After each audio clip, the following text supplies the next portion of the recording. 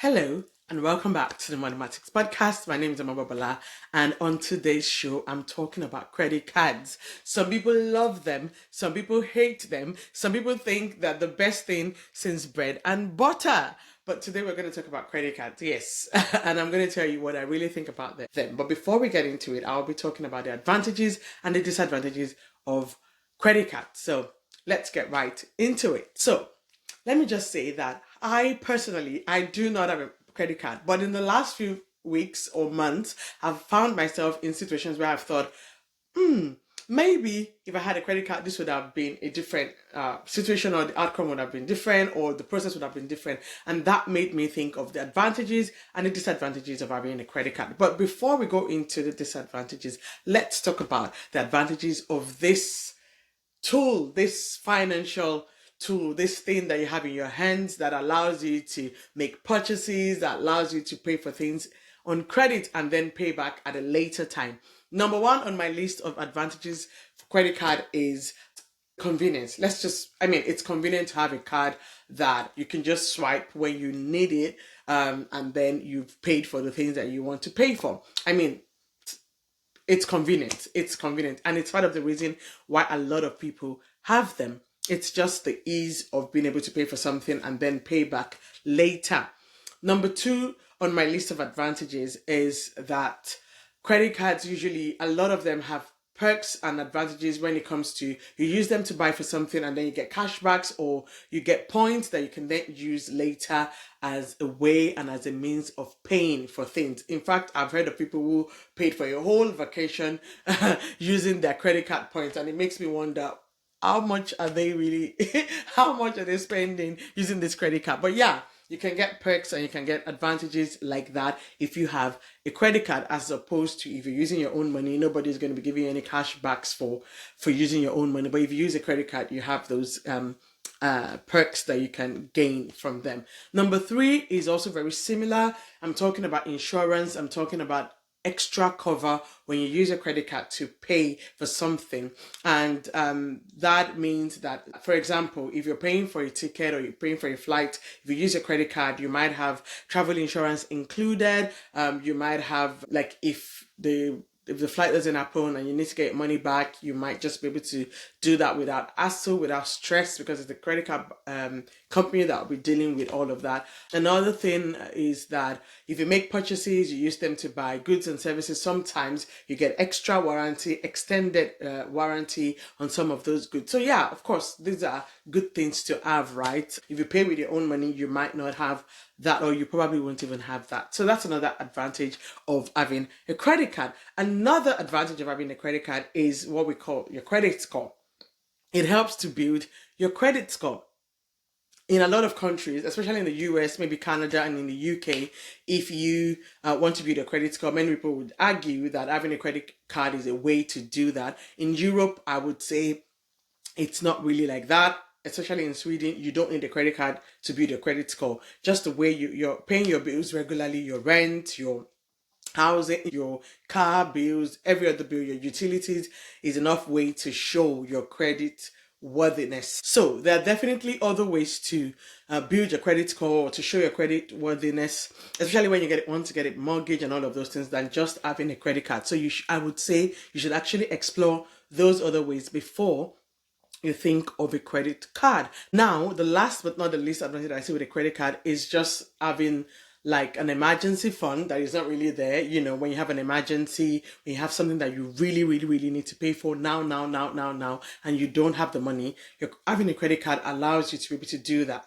Now, I always say that it's good for you as a person, as an individual, to have your own emergency fund. But I know that we don't live in a perfect world. So sometimes some people don't have it. They're still building it up. And then they have needs that are beyond what they can cover with the emergency fund. So having a credit card is a good way is an easy way, let me put it like that, to pay for things that are needed now. Now, having talked about the advantages, I want to get into the disadvantages, because just as much as this is something that is a good thing, in quotes, it can also be a very, very, very bad thing. Like I said earlier, it can be a debt trap. So let's start with that. Number one, the risk with a credit card is that it can become a debt trap for you. It can be that tool that keeps you in the vicious cycle of debt, of spending more than you have, of overspending, of not living within your means, which is a big problem if you're trying to have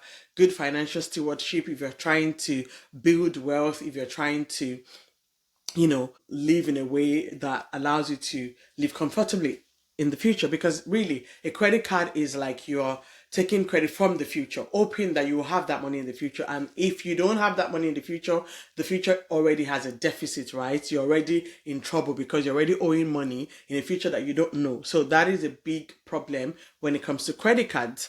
Now, number two is the interest rates on these credit cards. I mean, normal loans are probably like, at the moment, I would say maybe a normal private loan is around 8%, 7%, but a credit card starts around 18%. Sometimes it goes as high as 20 something percent. That is a lot of money. To put context to that, imagine that you borrowed 1,000 crowns, you bought something, or 1,000 crowns, $1,000, it doesn't really matter. And then you have to pay back 1,200. That is a lot of money. And if you don't pay that 1,000 crowns back within the time limit on your credit card, within the grace period on your credit card, then you have to pay back 1,200. If you do not have 1,200, when it's time to pay back this money, then you are owing even more. Imagine 20% on 1,200. It's compound interest in the negative. If I'm talking about, you need to invest because of compound interest, compound interest is your friend. Compound interest, when it comes to credit card, is your enemy.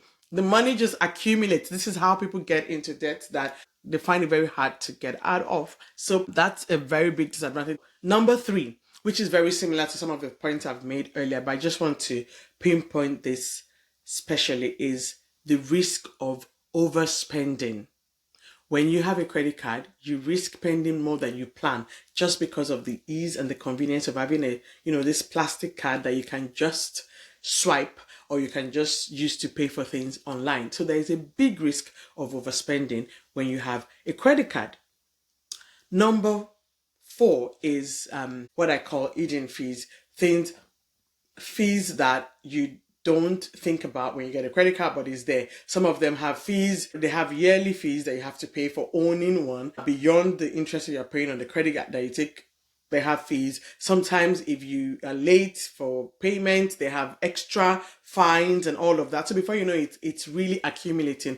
And the overall interest on that small credit you took becomes even higher than the one that is stated on your bill, So that's another disadvantage of a credit card. Now, last but not the least, and probably the most important one that I want to mention, is the impact on your credit score. Now, it's all nice and dandy when you're able to pay your credit card bill on time and all of that, and you're saying, I'm building my credit score. But the moment that you start defaulting, the moment that it starts becoming a problem, then it has a negative impact on your credit score. So just as much as it can help you to build credit, it can also help to destroy your credit. So you really, really, really need to know what you're doing when you have a credit card. Now I've mentioned disadvantages and pitfalls with credit card. I would like to mention some of the things that you can do to avoid these pitfalls and just enjoy the advantages of a credit card. If you're the kind of person that wants to have one, or that just loves I have that emergency thing in my hand. One is always pay your credit card bills before the deadline. So a lot of credit cards, like I said, have you have to pay within a month or 45 days or 60 days. Always pay the total amount you're owing within those days, so that you do not even have to think about the interest rates. You do not have to have to pay the interest rate. If you pay within those 30, 45 or 60 days, it's usually interest free. It's only after that the interest starts counting. And so I would always say, pay your credit card bill every month and get rid of it. So don't spend more than what you can actually afford to pay in a month. Don't use your credit card for purchases that you would need a whole year to pay. I wouldn't advise that, because you're just shooting yourself in the knee. Number two that you can do is to only use your credit card for paying for goods and services that you probably have the money to pay for, but you probably want to use it to track your spending or something. For example, you can use your credit card to pay for your groceries. You have money for your groceries, but you're waiting to the end of the month to see how much you're actually spending on this grocery and then paying it off immediately. It's very similar to the first one. Use your credit card only for things that you know actually that you have money for in the next few days, where you just like the advantage of, okay, I'll wait a few days to do this and all of that. Use credit card only for purchases that maybe gives you these perks that we talked about earlier, the cashbacks and all of that, and just avoid using it generally for bad debts. Don't make it a habit of using your credit card just anyhow, flippantly. Think about it. Think about your purchases before you make them. So finally, this is what I say to you.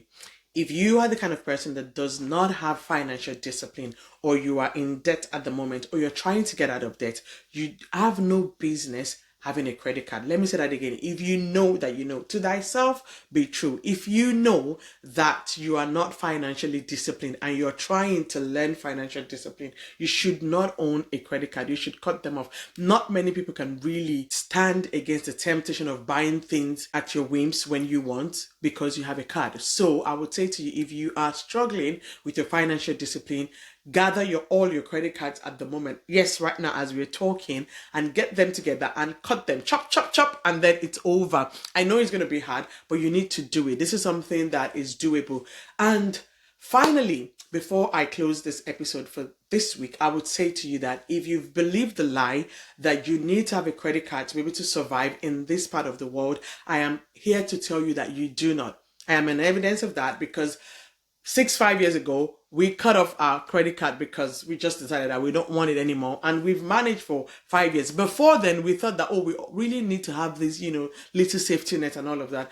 I'm not saying that it's always going to be easy. I'm just saying that it is possible. And before you get a credit card, really think, am I able to do without it? If you're able to do without it, I would advise that you do without a credit card. Yeah, that is what my advice will be. And so on that note, I want to say have a lovely week, and I'll see you on the next episode. This is the Moneymatics Podcast.